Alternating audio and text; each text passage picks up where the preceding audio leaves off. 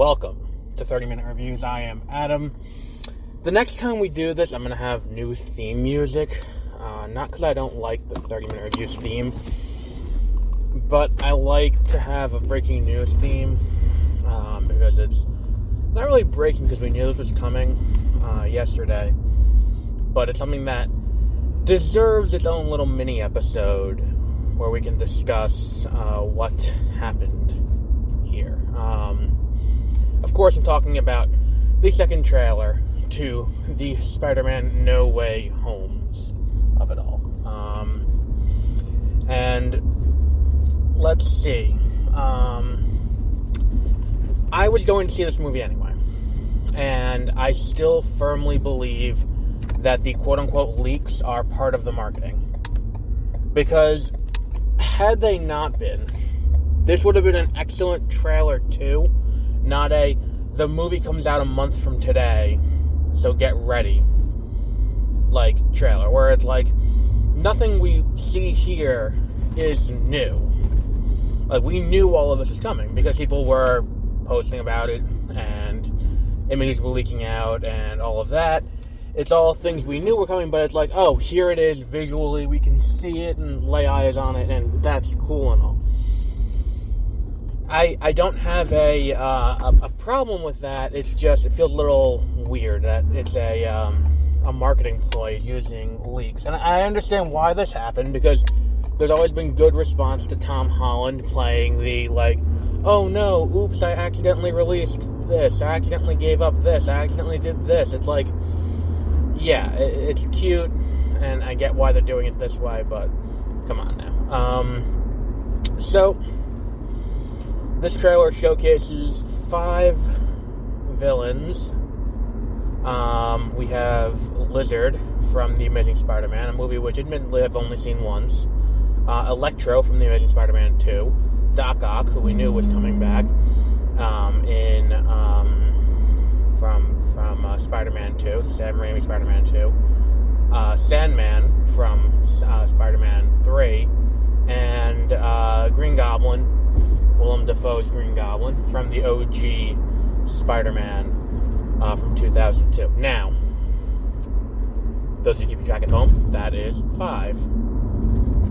It seems weird that they would go one short of a Sinister 6, and get that close to it without quite crossing that line into the Sinister 6. And I think there's stuff we still don't know. And I think that when we look broadly at how Marvel does things, in conjunction with Sony, not in conjunction with Sony, it's designed to almost obfuscate what we're going to be actually getting. Where it's the example I always point to, they paid Michael Rooker his pay rate to go to the set of Guardians of the Galaxy, get into and out of makeup multiple times, and shoot fake scenes, just to not spoil that Yondu died in Guardians of the Galaxy Volume 2. That's an extreme amount of time and money that they put into something that was going nowhere. So if they don't want spoilers to get out, they will keep spoilers from getting out. So it seems like this is going to be, that's kind of what's going on here. And, it keeps you talking about these things while playing. It's kind of like a sleight of hand. It's we gotta keep your hand moving, keep them looking over here, and they don't see what's coming with the other hand. And it's kind of like that, where it's we are showing you everything now. We don't get a trailer. We get 2 trailers in a year, and the movie comes out in a month, and now we're just going to show you everything? Obviously not. There's more coming. I think that if we're going to be doing a story like this, it's it seems weird that, especially when we have, the John Campea show showing off a picture of all 3 Spider-Men who are going to be in this movie. It seems a little weird to me that we would be doing this kind of big, grand kind of, story and not show off the Spider Trinity, I guess we'll call it, of characters in this trailer. I feel like it's, that's not the thing they're hiding, because, we know. It's the worst kept secret in Hollywood, the same way Alfred Molina was prior to him accidentally spilling the beans in an interview with, well, accidentally, quote unquote, spilling the beans in Variety, it seems like it's the worst kept secret in Hollywood that at least Andrew Garfield, if not Tobey Maguire, are going to be in this movie. And I feel like if they're playing this and they're just pretending these leaks haven't happened, that's not capitalizing on it. Because, like, I don't, like, at this point, the diehard fans who go opening night, like, think about how electric that theater was for anyone who went opening night to see Endgame. I was in that theater. I went 6 o'clock on Thursday night. And there was, like, that scene where, like, the portal scene, and the scene where Captain America lifts Thor's hammer, like, the electricity in the theater, you can feel it. Like, there was an energy to it. I don't think at this point, having 2 other Spider-Men show up will have that same impact on this crowd opening night. What I think will have that effect is who is the 6th member of the Sinister Six in this case, because it seems weird they go all this way and do 5 without doing a 6th. I mean, the most obvious choice based on how Doctor Strange frames what this fight is that these are all people who have fought Spider-Man and all have died at his hands, and now they're all back to get revenge. Even though I don't quite remember Spider-Man 3 that well, even though I just watched it like 2 years ago last, and I could have swore that, like, Sandman didn't die in that. Like, he ended up turning on Venom and Hobgoblin, and at the end he just kind of, like, looks at Spider-Man, he's like, good day, and just kind of fucks off. Like, I don't remember that being a thing. Like, I could be wrong. I would say probably more likely than not that I'm wrong about that, but it just seems like something that didn't happen there.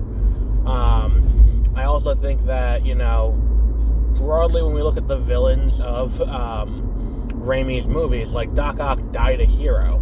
Like, what happens that brings him here and makes him a villain again? Like, even if Sandman did die, Spider-Man didn't kill him. He comes back to, you know, like, he is now back in an effort to do that. And there's a weird word, phantom or specter,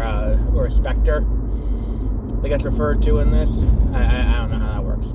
I think that there's something bigger coming, and I think that there's, like, I think that, like, saying simply that, oh, and here are the fact that he says everyone's coming through, and then it's like a bunch of Spider-Man villains, feels a little weird to me. That everyone's coming through feels like we could be getting maybe a Miles Morales, maybe a Kingpin, who died at the hands of Spider-Man and Into the Spider-Verse, because that would be a 6th member of the Sinister Six. I would be fine with that. I just feel like there's a lot of things here that we don't quite know, and they're kind of hoping that, again, sleight of hand, you keep them looking over here, look to the left, look to the left, look to the left, look to the left, and then you hit them with the right. And I think that that's where we're going with this. I think that that's where this story is kind of headed.